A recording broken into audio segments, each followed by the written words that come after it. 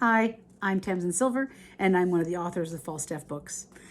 You're joining me today for another episode of Tamsin's reading series. I guess that's the official title we're giving it. And I'm reading today from The Torment of Richard Brewer, which is the second book in the Untold Legends series. So if you're just joining and this is the first video you've seen, I have other things I've read.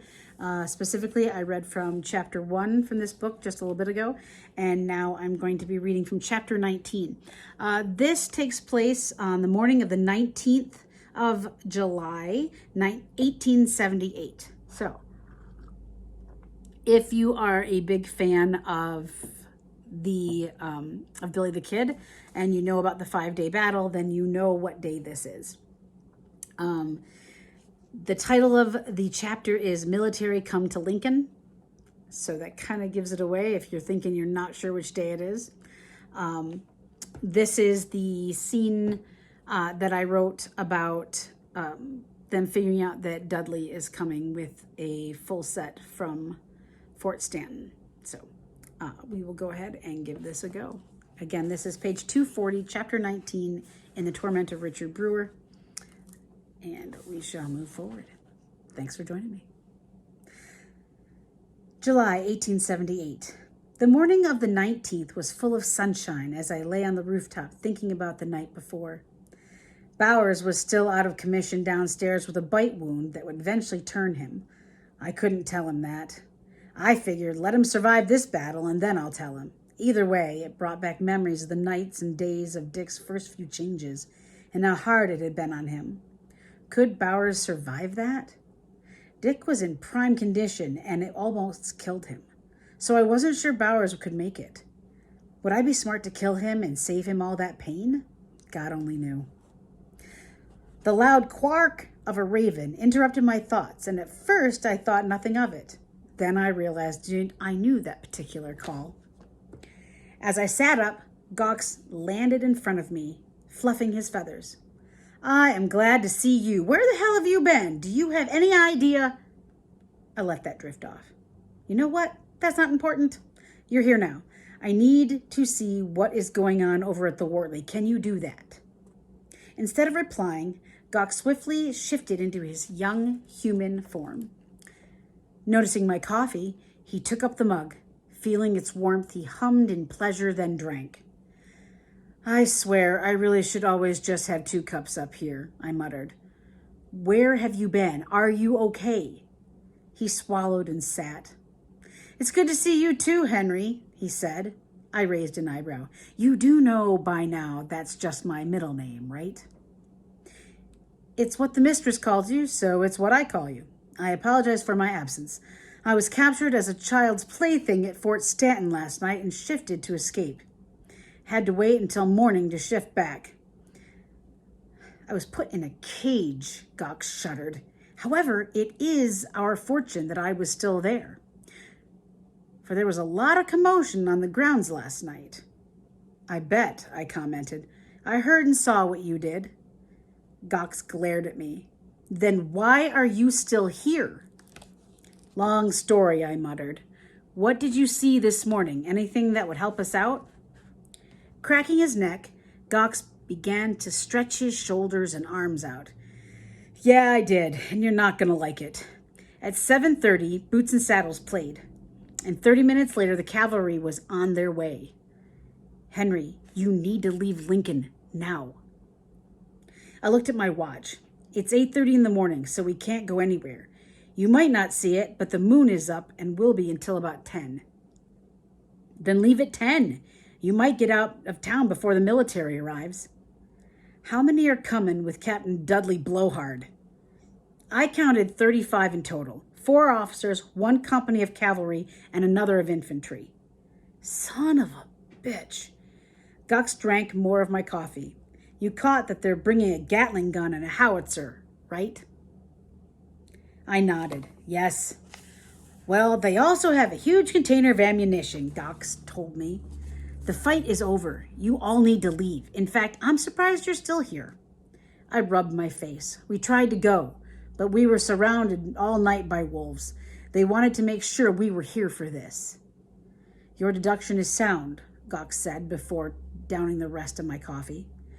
Drumming on my leg with my thumbs, as I thought, I said, my question is, how is he justifying getting involved in civilian matters?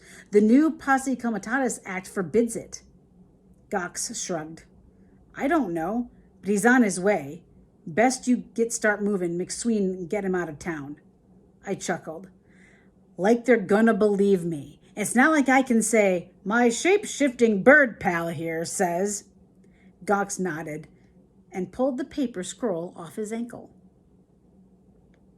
Handing it to me, he said, no, you cannot, but you can get a letter from Roy. You are one smart birdman, whatever. Thank you. I took the note and scooted to the edge of the rooftop. Oh, and either put some clothes on or shift back into your Raven. I jumped to the ground below and headed into the house. I found Tom and pulled him onto the small west kitchen, since it was empty and still had hot coffee on the stove. Pouring a mug for both of us, I sat at the table with him. Moon sets at 10 a.m. We need to get everyone out of town at that time. Why? I informed him of what I'd learned from Gawk's. So they left the fort at 8 o'clock? Yeah. Here's the note from Roy. Tom took it. If only we'd had this earlier. I nodded. We don't have a shot against all of that military. Tom rolled the note back up. I agree. We leave and live to fight another day. I'll start waking them up, and we can all form an exit plan. Wait, I said. Only bring in Eugene, Jose, Big Jim, and the McSweens. Too many cooks and all. You got it. I'll have them all come back here. Elizabeth will have started breakfast in the other kitchen anyway. All right. He left, and I sat there wondering what to do. Why the hell was I in charge anyway? Why wasn't Mac doing anything? It was like the fire in his belly to fight had vanished almost completely. Even though I was some cursed being, I wasn't anything but a 19-year-old guy. My head dropped back and I stared at the ceiling, my mind reeling on what to do, how to get us past the Torion without dying. We could leave from the east, ambush them, and from there run like hell. No guns at the Wortley could hit us at that distance unless they had a guy like Herrera, and they didn't. Sure, Kinney and the rest were lacking in morals, but not in courage or desire to kill things. Shoot first, tell lies later. That was their motto. I remembered it well. By the time Tom brought them all into the kitchen, I'd almost formulated a plan. The look on their faces told me Tom had at least told them I had bad news. Sue was the first to sit and tell me to spit it out, so I did. What's the difference between a Gatling gun and a howitzer? Mac asked. I opened my mouth to answer, but Sue beat me to it.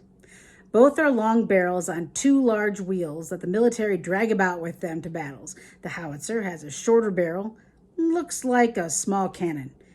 It's optimized for firing small explosive shells that can blow through a wall easily, while a Gatling gun is a rapid-fire weapon. Its operation centers on a circular, multi-barrel design and can fire up to 350 rounds per minute. And how do you know all this? Jose asked. I was at the Battle of Gettysburg. I've lived with military around me my entire life.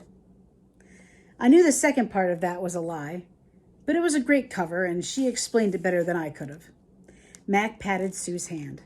My wife, sometimes I think she is smarter than me, Billy. I sincerely do. I raised an eyebrow at Sue, and the corners of her mouth went up, as did mine, in our own private internal laugh.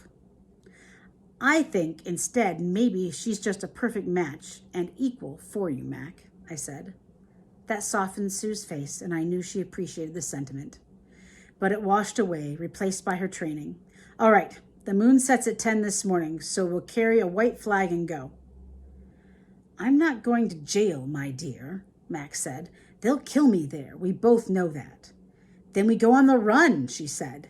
No, not again. I say we stand our ground. Sure, Dudley's forces add to the mess, but he cannot get involved, and even if he does, his forces do not give Pepin more men to fight than we have.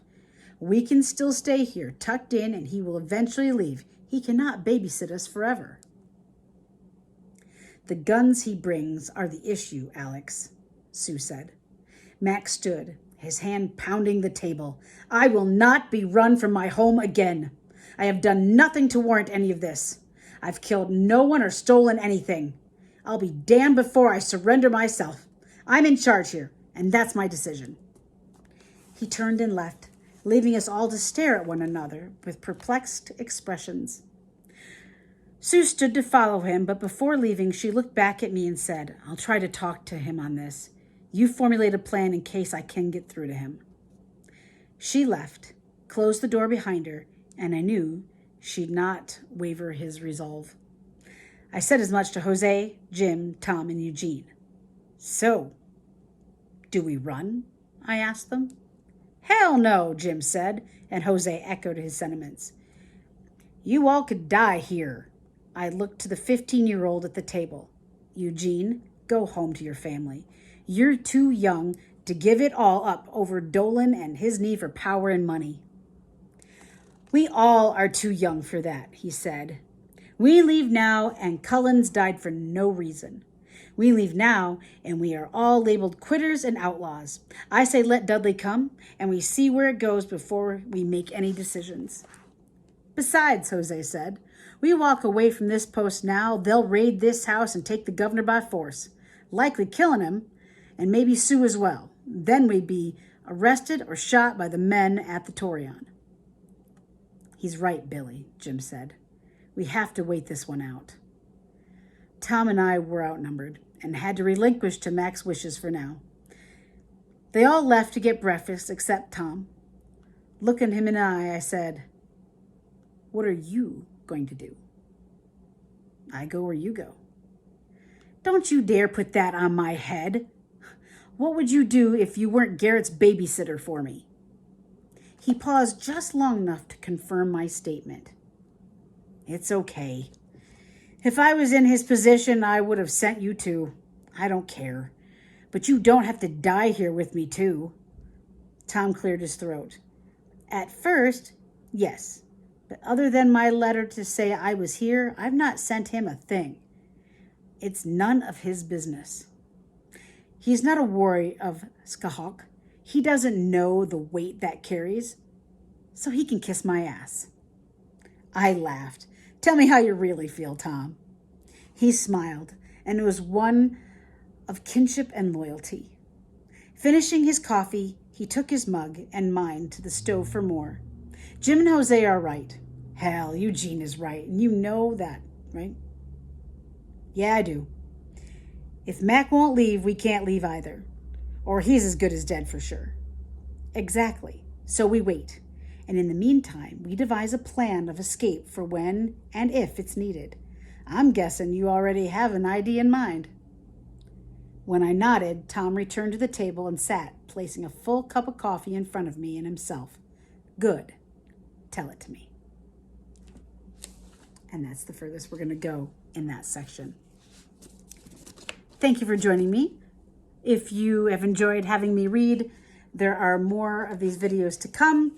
And you can also, if you just happen to find this on YouTube, you can also go to my website, which is tamsinsilver.com, and you can go to videos and you can see a bunch more, a bunch of different panels I've been on at conventions. And you can also see interviews I've done back when I was working on Sky the Damned. So if you're interested, stop by there. If not, hopefully we'll see you next time. Thanks for joining me. Take care.